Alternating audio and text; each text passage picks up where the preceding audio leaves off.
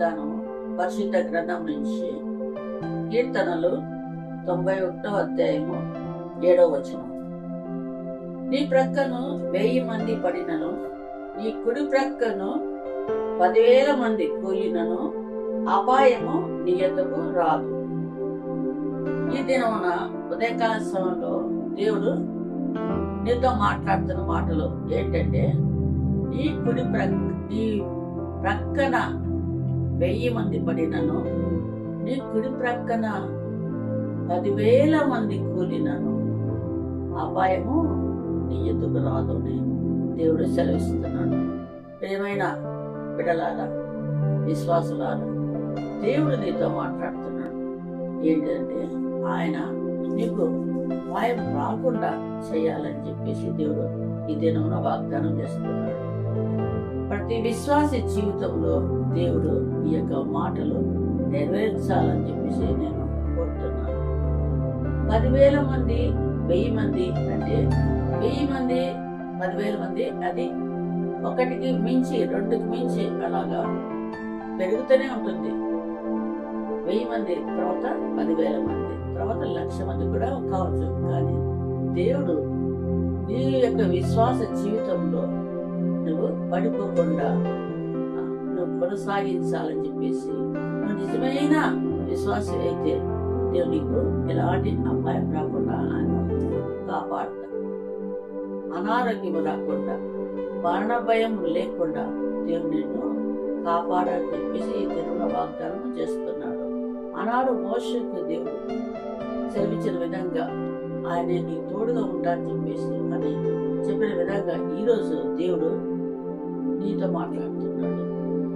నువ్వు భయపడవద్దు, నువ్వు దిగులు చెందవద్దు. ఎందుకంటే నీకు అపాయం రాదు. నువ్వు విశ్వాసంలో బలంగా ఉన్నావు కాబట్టి నీకు ఎలాంటి ఆపదలు సంభవించదు. ఈ వాగ్దానం చేత పట్టుకొని ఈ దినమున ప్రార్థించి నీకు ఏ ఒక్కరి వల్ల కూడా నీకు అపాయం రాకుండా దేవుడు సహాయం చేయబోతున్నాడు. నువ్వు అనుకుంటున్నాయేమో నాకెవ్వరూ సహాయం చేయలేదు, దేవుడే నీకు సహాయం చేయబోతున్నాడు.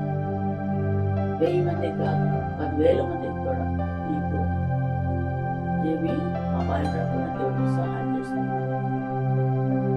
మరణాంతరం వరకు దేవుడు నేను అపాయం రాకుండా కాపాడుతున్నాడు. విశ్వాసంలో బలంగా విశ్వాస జీవితంలో కొనసాగించు. నీ ప్రార్థన దినదినం ఎక్కువగా ఉండాలి.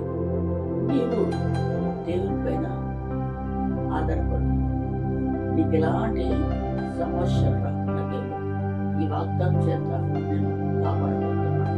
పరిశుద్ధాత్మ దేవుడు మీ అందరికీ ఈ వాక్యం ద్వారా బలపరచబడాలని చెప్పేసి, మీరు విశ్వాసంలో బలంగా ఉండాలని చెప్పేసి, నాకు ఎలాంటి అపాయం రాదు అని చెప్పేసి నువ్వు ఉండాలని చెప్పేసి దేవుడి కోరుతున్నాను. కాబట్టి ప్రార్థన చేసుకుందాం.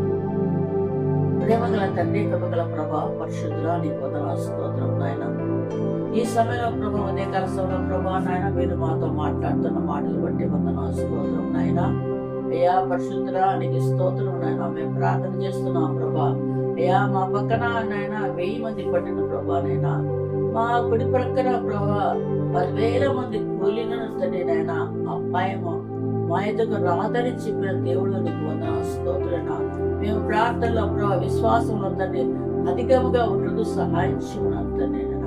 మేము పడిపోకుండా తండ్రి నాయన మేము విజయవంతంగా జీవించడానికి సహాయం చేయను. ఈ వాగ్దాన్ని ఎత్తుపెట్టుకొని ప్రార్థిస్తున్నాం ప్రభా నాయన. ప్రతి ఒక్కరి జీవితంలో, ప్రతి విశ్వాసి జీవితంలో ఈ కార్యం నెరవేర్చే సహాయం చేయమనుకుంటున్నాను. నీకు వందనాలు, స్తోత్రనా.